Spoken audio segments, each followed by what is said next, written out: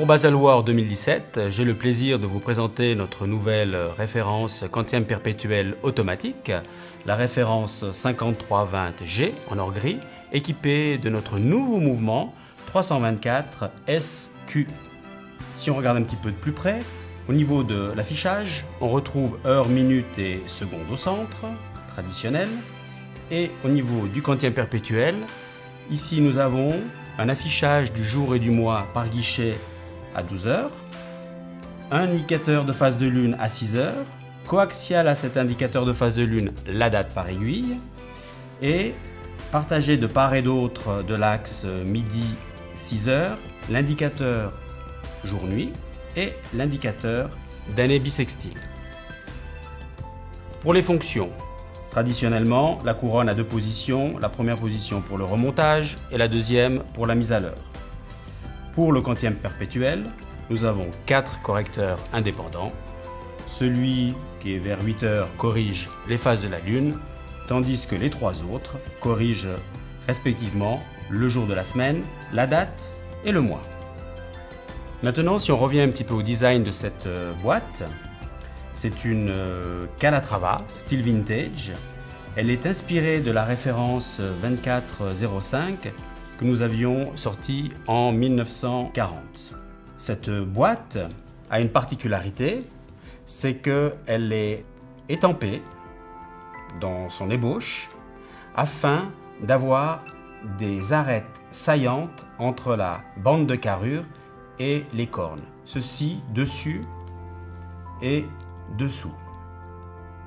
Enfin, cette carrure, une fois qu'on la reprend en usinage et en tournage, et entièrement terminée à la main, on arrive à cette terminaison-là et on voit la caractéristique des cornes qui sont en fait des triples godrons sur chaque corne.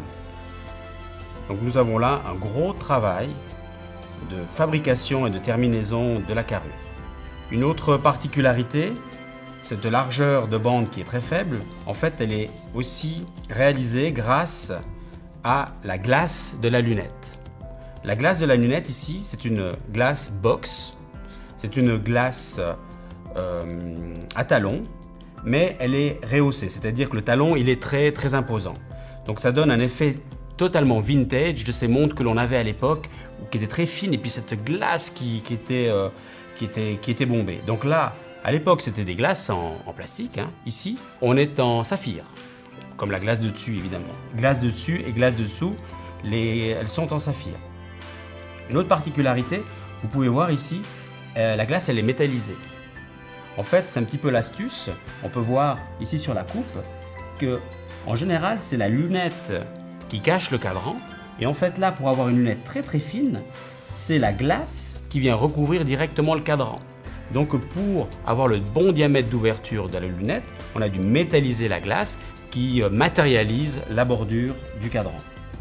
Au niveau de l'affichage, nous avons donc un cadran laqué couleur crème avec des index appliques chiffres arabes en or et remplis de superluminova.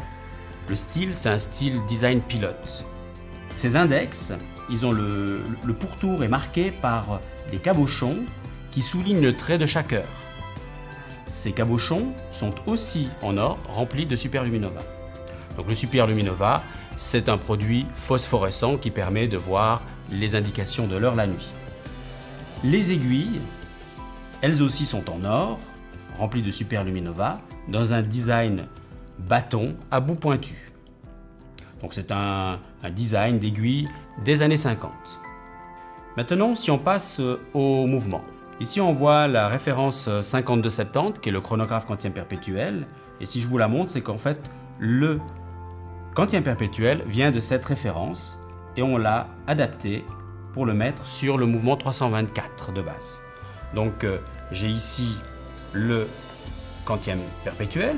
Donc, c'est un module extra plat qui fait 1,65 mm d'épaisseur, 32 mm de diamètre. Donc là, il est complet avec les 4 disques, il manque juste celui des phases de la Lune. Et ici, le fameux mouvement 324 à rotor central qui est notre mouvement phare dans la collection des mouvements automatiques chez Patek Philippe. Cette référence 5320G est le troisième quantième perpétuel de la collection Patek Philippe. En effet, nous avons encore en collection la référence 5496 qui est montée aussi sur un mouvement de base 324, mais ici on a la date rétrograde. La première version de cette montre a été sortie en 1993 dans la référence 50-50. Et aujourd'hui, nous avons encore un autre quantième perpétuel en collection sur le 240Q, mouvement extra plat, avec un affichage totalement à aiguille, qui sont la référence 51-40 et 53-27. Et ce quantième perpétuel, lui, était sorti en 1985 dans la référence 39-40. Donc on voit, dans notre collection de quantième perpétuel automatique, 3 modèles totalement différents. Et après plus de 24 ans avoir sorti le dernier quantième perpétuel, nous arrivons avec la 5320 avec un look résolument vintage mais contemporain avec un affichage de quantième perpétuel totalement original. Dans les spécifications, donc là on est dans une boîte qui fait 40 mm de diamètre, 11 mm d'épaisseur. Ceci est dû à la glace très convexe que l'on a vu précédemment. Une étanchéité à 30 mètres. Le fond est livré en verre saphir ou en fond plein, donc interchangeable. On a une boucle déployante. Et enfin, pour le mouvement, donc c'est un mouvement automatique, un peu moins de 5 mm d'épaisseur, 32 mm de diamètre, fréquence 4 Hz, et bien sûr, on a le fameux balancier Gyromax, le Spiral Spiromax et 45 heures de réserve de marche. Merci de votre attention.